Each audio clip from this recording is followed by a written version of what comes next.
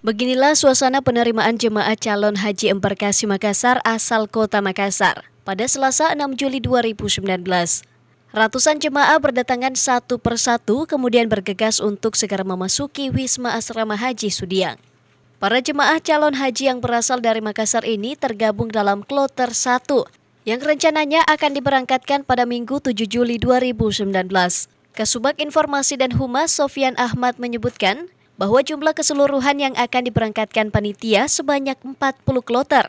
Dan khusus untuk kloter pertama yang akan diberangkatkan besok, panitia penyelenggara ibadah haji sudah siap melaksanakan pemberangkatan besok. Untuk tanggal 6 itu satu kloter. Berapa jumlahnya? Jumlahnya kan satu kloter 450.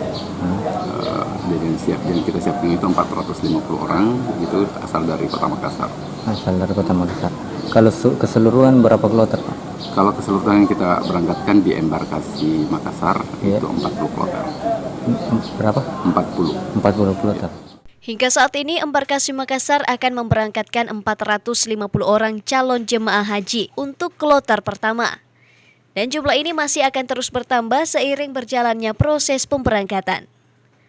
Andika Permana Putra, Fajar TV dan Fajar Radio melaporkan.